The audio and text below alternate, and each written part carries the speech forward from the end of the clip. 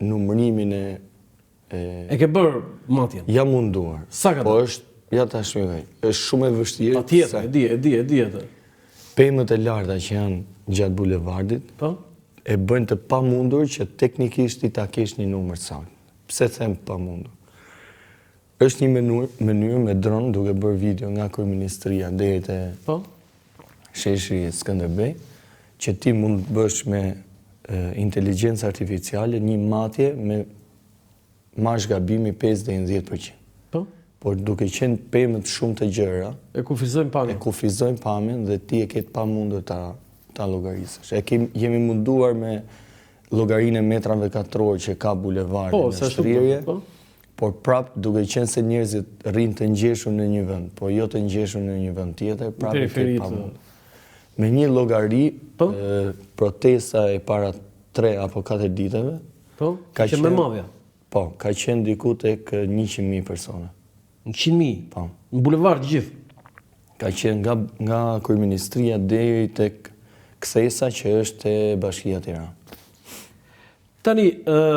Dhe më e bukur, ndjes, më e bukur është që nëse e sheh protestën në bulevard, kur bëhet marshimi natën, ke rritje të numrave. Kjo është gjë që vinë banor, do të thonë njerëz që janë afër aty ku banojnë. Kemi edhe këto shprehje që kanë dalë nga protesta. Çonin nga kafja. Çonin nga kafja. A çonin njëri nga kafja? Se çonin njëri nga kafja. Thënë drejtën pa fund. Janë çonin nga kafja kanë ardhur dhe ju? Po. Unë kam qenë në 2 marshime. Do më çosh në një video në një ditë që këta çonin nga kafja do bashkojnë, se unë s'kam parë. Për zotin, ka pa fund video. Tani kam një pyetje të drejtë për drejtë, Gent Progni, pse ti je bashkuar protestë? Pse dole ti protestë? Shumë e bukur kjo video. Kjo pyetje të them drejtën. Të shbër mendja video, të shkoj jeta video të shkoj Gent Progni. Po ti e di që unë me këtë pjesë punoj, kam vite që punoj. Po e di me di se ne kemi punuar bashkë. Shikoj, di si ka qenë shumë spontane, realisht. Unë nuk e kisha parë postimin e lajmërimit protestës. Kam qenë duke punuar në zyrën time të re, edhe isha shumë i angazhuar për ta inauguruar si zyrë. Dhe kunata ime ma qonë si screenshot, më thot duhet patjetër me shku. Edhe shoh se sa mirë... Kunata motra e bashkëshortes? Po, i them orë sa mirë që shqiptarët po reagojnë për atë që ndodhi në Zvërnes, se kur e shef atë njëri që të rriqen zvarë, realisht... Akili Ektori? Po, të vjesh... Akili Trojqi Ektori? Të vjesh shumë keq, edhe i thash, po shkojnë shtëpi të ndrohen, edhe po vje dhe e bëj status, do me thënë në aty, në ato sekonda. Po duke qenë se nuk ishe shkruar vendodhja, pra ishe shkruar drejtoria policisë.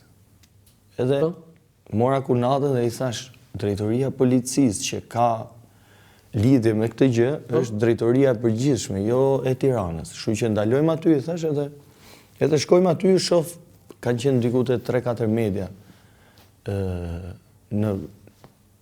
para drejtorisë, po s'kishte asnjë njeri, ishin 4-5 njerëz në këmbë, po s'kishte njëri tjetër, edhe ca civilat e kafja përballë, se këto civilat gjithmonë rrinë nga. Edhe i thash, orë, që kam mbledh asnjë njeri.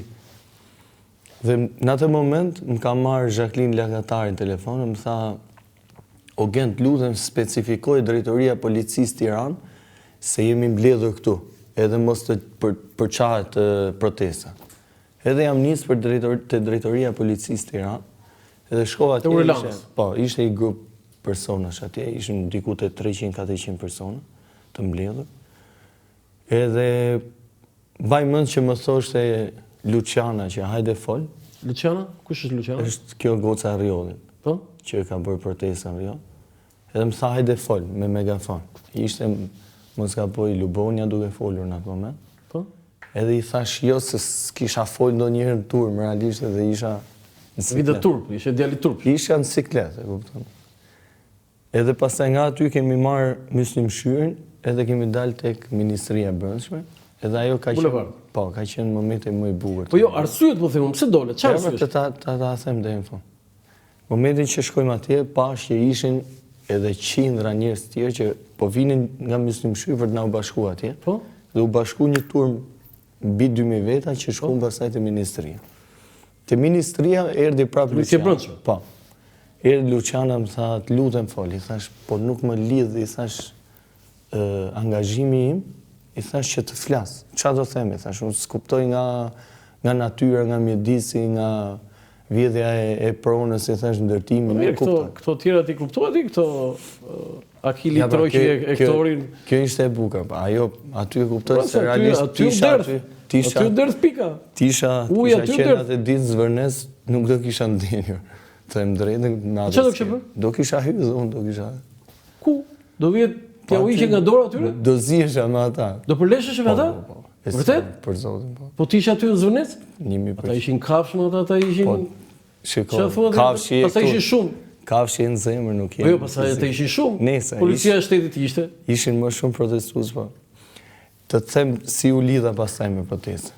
Luciana më thot kaq, Ogen, ato që ke denoncuar ti, lidhen me vjedhjen e pronave.